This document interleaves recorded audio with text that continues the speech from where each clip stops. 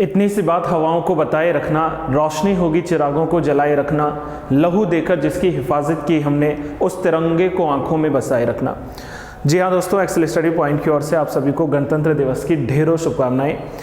आज ही के दिन यानी कि 26 जनवरी 1950 को भारतीय संविधान को लागू करते हुए हमने भारत देश को गणतंत्र के रूप में स्वीकार किया था। और इसी गणतंत्र दिवस जैसे शुभ अवसर पर आप सभी को एक बार पुनः हार्दिक शुभकामनाएं। आज हम लोग थोड़ा सा बात कर लेते हैं अपने गणतंत्र के बारे में। आखिर गणतंत्र क्या होता है और 26 जनवरी 1950 को ही या 26 जनवरी को ही क्यों हम लोगों ने गणतंत्र होने का एक शुभ दिन चुना था। सबसे पहले दोस्तों हम लोग बात कर लेते हैं कि रिपब्लिक यानी कि गणतंत्र होता क्या है। गणतंत्र का शाब्दिक अर्थ समझ लीजिएगा, एक ऐसा शासन, एक ऐसा देश जहां पर उस देश के जो सर्वोच्च व्यक्ति होते हैं, जैसे देश के राष्ट्रपति की बात करें या राज्यों में जो प्रथम नागरिक कहलाता है राज्यपाल की बात करें, उनको एक निश्चित अवधि के लिए चुना जाता है। हालांकि देश के प्रथम नागरिक का चयन अर्थात राष्ट्रपति जी का जो चयन होता है वो भारत की जनता प्रत्यक्ष रूप से नहीं करती है, अपितु भारतीय संविधान के अनुच्छेद 54 के अंतर्गत राष्ट्रपति को चुनने के लिए एक निर्वाचक दल होता है। उस निर्वाचक दल के भीतर यदि हम लोग बात करें तो उसमें सभी राज्यों से जो निर्वाचित वहां पर सदस्य हैं, राज्य विधानसभा से, विधान परिषद के नहीं बल्कि राज्य विधानसभा के जितने भी निर्वाचित सदस्य हैं वो सब राष्ट्रपति जी के चुनाव में भाग लेते हैं।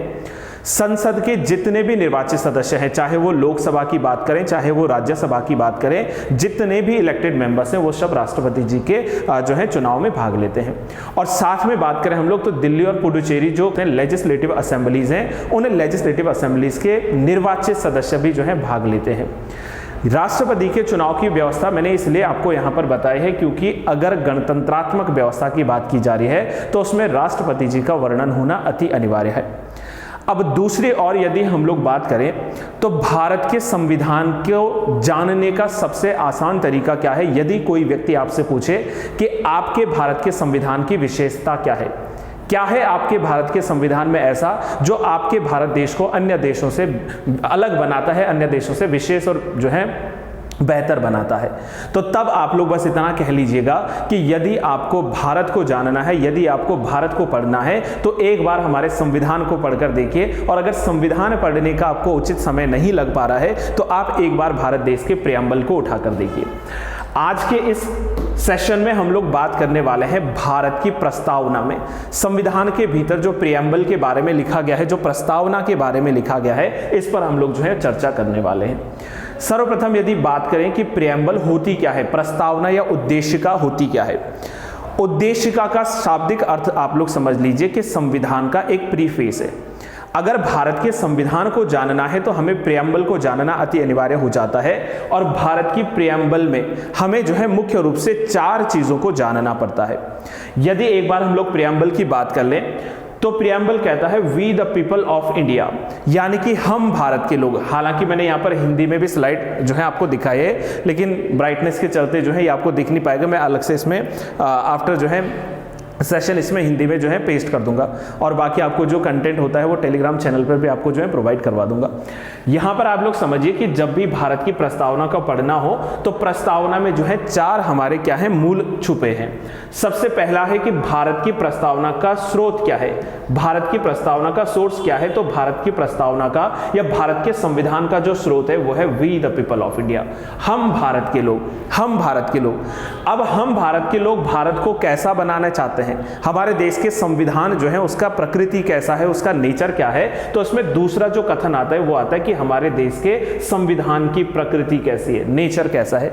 देश के संविधान के नेचर की बात करें तो हमारे देश का संविधान जो है वो सॉवरेन है। सॉवरेन का मतलब होता है प्रभुत्व संपन्न है, संप्रभुता हमारे देश में है। दूसरा आता है इसमें सोशलिस्ट, अर्थात देश का जो है नेचर है समाजवादी। सेक्युलर अर्थात धर्मनिरपेक्ष या पंथ निरपेक्ष, अर्थात कि जहां पर जो है राज्य का अपना कोई निजी धर्म नहीं होगा बल्कि राज्य सभी धर्मों के जो है लिए बराबरी से कार्य करेगा। तो इसको हम लोग कहेंगे कि सेक्युलर राज्य है। डेमोक्रेटिक यानी कि यहां पर जो है लोकतंत्र है, जनता का जनता के द्वारा जनता पर किया गया शासन ही लोकतंत्र कहलाता है। साथ में हमारे देश के संविधान के बारे में यदि बात करें तो इसका नेचर है रिपब्लिक, जो कि आज हम लोग रिपब्लिक डे सेलिब्रेट कर रहे हैं, तो रिपब्लिक मतलब हम लोग गणतंत्र हैं।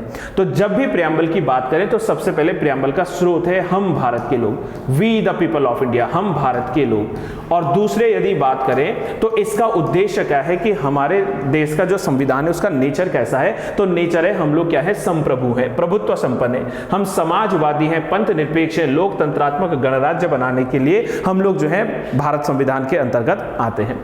तीसरा इसमें कथन आता है कि भारत के संविधान का ऑब्जेक्टिव क्या है, उद्देश्य क्या है। तो यदि भारत के संविधान के उद्देश्य ऑब्जेक्टिव की बात करें तो सबसे पहला उद्देश्य है भारत के संविधान का कि भारत में रहने वाले प्रत्येक नागरिक, साथ में सभी व्यक्तियों को न्याय मिले, जस्टिस मिले, न्याय मिले। और ये न्याय कैसा होना चाहिए, ये न्याय होना चाहिए आर्थिक न्याय, सामाजिक न्याय और राजनैतिक न्याय, economic justice, social justice and the political justice. देखिए आप लोग यहां पर प्रियम्बल में लिखा है कि जस्टिस मिलना चाहिए जो कि सोशल होगा, इकोनॉमिक होगा और पॉलिटिकल होगा।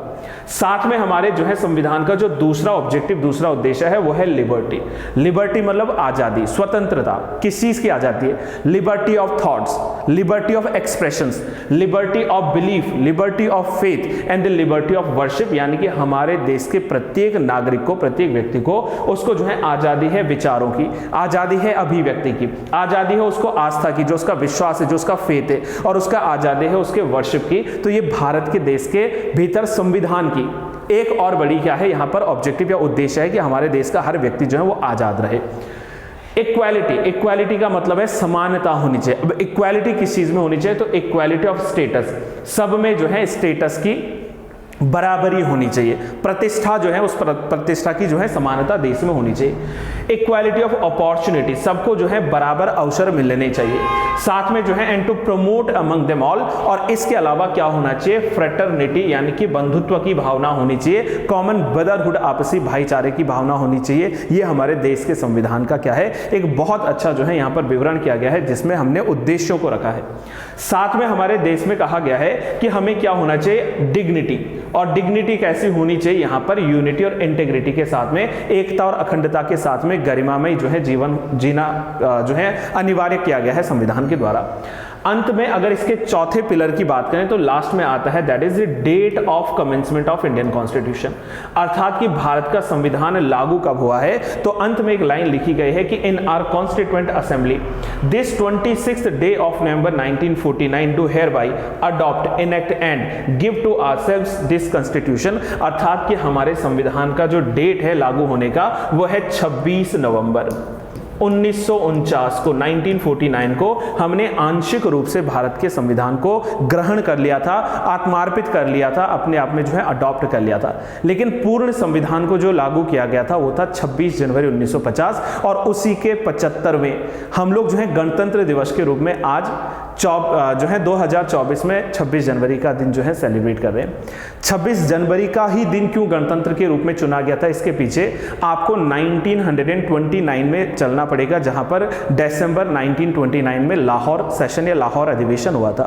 और इसी लाहौर अधिवेशन के दौरान पंडित जवाहरलाल नेहरू जी के द्वारा रावी नदी के तट पर जाकर रात्रि के ठीक 12 बजे अपने हाथ में स्वाधीनता का झंडा फहराते हुए कहा गया था कि आने वाला 26 जनवरी 1930 जो वो देश का पहला स्वाधीनता दिवस हम लोग मनाएंगे।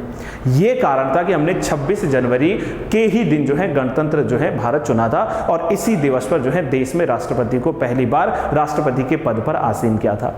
मुझे उम्मीद है दोस्तों कि आपको जो है ये चीज़ समझ में आ गई है कि क्यों 26 जनवरी को ही गणतंत्र दिवस मनाया जाता है, गणतंत्र दिवस होता क्या है, और गणतंत्र दिवस के साथ साथ भारत के संविधान को हम लोग उसके प्रीफेस में प्रियम्बल या प्रस्तावना के रूप में कैसा जान सकते हैं। ये हमारे भारतीय संविधान की पूरी प्रस्तावना आपके सामने जो है मौजूद है।